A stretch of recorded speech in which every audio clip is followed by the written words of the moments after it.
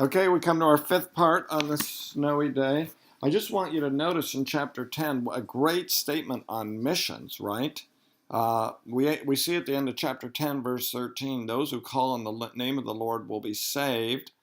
And then chapter 10, verse 14, you won't call on somebody you don't believe in, right? If you're in trouble as a little child, you name your mama, right, or your dad. You don't call on somebody else's mom or dad because you believe in your mom and dad. You would only call on whom you believe in.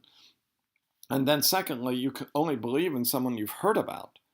If you've never heard of someone or if you've never met someone, we don't believe in Muhammad. We don't call upon him, do we, as Christians? And how do you hear? You hear with the preacher. So there's the role of the missionary, right? God has designed that people hear with the preacher. It was interesting. I was in Dubai over the break, and a lot of Muslims are being saved through dreams. But almost every Muslim, the missionary there told me, almost every Muslim who's been saved, they've had a dream, but the dreams never saved them. The dreams always told them, read this book or meet this person. So it's the proclamation of the gospel. And then he says, how can they preach unless they're sent? So God has ordained that there are means by which people get saved, and that's the sending of missionaries. So how beautiful are the feet of those who announce the good news. Of course, hearing the preached message isn't enough. You have to believe it, right? Still, faith comes from hearing, and hearing comes through Christ. And Paul's argument is, look, Israel's heard this message, and they haven't believed. So then he asks in chapter 11, so has God rejected his people, Israel, forever? And Paul says, no, because I'm an Israelite. There's a remnant. God has not rejected his people whom he foreknew, chapter 11, verse 2. God has not rejected his people whom he's elected. And he gives the example there from Elijah. Elijah thinks he's the only one left. But God says, no, I've left 7,000 men, even in your day. God's preserved a remnant. And in the same way, Paul says, even in his day, there's a remnant of Jews who are being saved. And remember, the promise was never that every child of Abraham would be saved. So God's been faithful to his promise. And notice chapter 11, verses 5 and 6. Election and grace are very closely related. I always like to bring this up because Luther was a very strong proponent of divine sovereignty. And he was such before Calvin even came along. He wrote a book called The Bondage of the Will, and disagreeing with Erasmus's Freedom of the Will. And Luther believed this because of the gospel. The gospel is tied up with this idea that God saves us based on his electing grace, and therefore there's nothing we can do to be saved. Election gives all the glory to God. Finally, our choice isn't what saves us. Finally, what saves us is the grace of God in Jesus Christ. And, of course, Israel isn't believing, but a remnant indicates that there's a future for Israel. Israel's unbelief, Paul argues, has opened the door for the Gentiles, and Paul hopes and believes that Israel will be jealous and will end up believing. So, verse 12, the stumbling of Israel brings riches for the world, for the Gentiles. But then he says, and their failure riches for the Gentiles, how much more will their full number bring? It seems there he's saying there's going to be a full number of Israel, a fullness there that's still coming of Israel. Chapter 11, verse 15, for if they're being rejected, that's the Jews, if they're being rejected, it means reconciliation for the world, for the Gentiles. What will their acceptance mean but life from the dead? I understand that verse to mean, what will the full acceptance of Israel mean but the final resurrection? So I take both those verses to suggest that there's something greater coming in the salvation of Israel, ethnic Israel, than we've seen so far. Then he talks about the tree, right? The olive tree, and Jewish branches are broken off because of unbelief, and Gentile branches have been grafted on. So,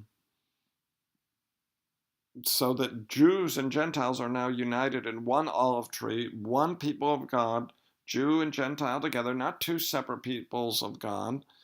Um, and he warns the Gentiles, though, doesn't he, of being proud. He says in verse 22, consider God's kindness and severity.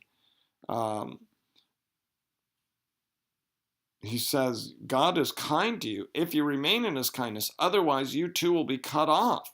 Even as the Jews were cut off, you'll be cut off if you refuse to believe. So that's a very strong warning. We'll talk more about warning passages when we get to Hebrews. Chapter 11, verse 26 is very controversial. What does he mean when he says all Israel will be saved? Some think that means Israel there stands for the church, Jew and Gentile together. I'm very open to that theologically. I think in Galatians 6:16, is the Israel of God is the church. I think the church is the restored Israel and the new Israel. But I think every passage has to be interpreted in context. And I think it's clear here from the previous verse that Israel refers to ethnic Israel in this context. A partial hardening has come to Israel, ethnic Israel, until the full number of Gentiles has been saved. And in this way, all Israel will be saved. So I think it's hard to see that as referring here to the church. Is this all Israel will be saved? Is all Israel will be saved as a remnant all through history?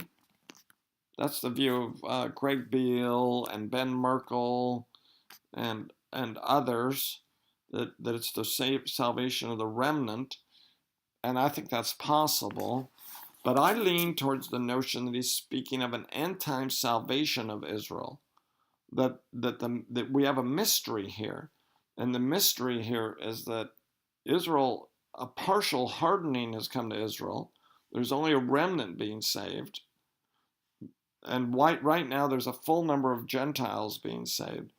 But I take it that at or near the second coming, I understand verse 26 to be the second coming, the deliverer will come from Zion. I think that's a reference to Jesus coming from heaven, and he will turn godlessness away from Jacob, and he'll take away their sins. Now that could be the first coming. That's how some take it, but I take it to refer to the second coming. So I take it that at or near the second coming, there'll be a great outpouring of God's grace, and all Israel, not necessarily every single Israelite, but all Israel will be saved. So there's still a future salvation for ethnic Israel here. I think verse 28 points this out as well, that Israel is still loved because of the forefathers, because they're enemies now, but there's a future salvation for them, because God's gifts and calling are irrevocable, so that God is going to show mercy on them. Again, he's shown mercy on both Jews and Gentiles together, but there's a future salvation. I'm not a dispensationalist. I see nothing about a special place for the Jews in the millennium. I see nothing about a special place for them in heaven. When they're saved, even if it's a short time on earth, they are part of the Church of Jesus Christ, and in that sense, they're part of the restored Israel, the new people of God. So that's a tough passage. People interpret it different ways, but I understand it to refer to a future salvation of the Jews, and that we're still waiting for that day. So Paul's answered the question in these chapters, will God fulfill his promises to Israel? Well, absolutely he'll fulfill his promises, because that depends upon his electing grace. So Paul ends with, he's overwhelmed with the wisdom and the grace of God. Oh, the depth of the riches, both of the wisdom and the knowledge of God, how unsearchable his judgments and untraceable his ways. Who's known the mind of the Lord? Who's been his counselor? who has first given to him and been repaid. For from him and through him and to him are all things. To him be the glory forever. Amen. That's a great ending.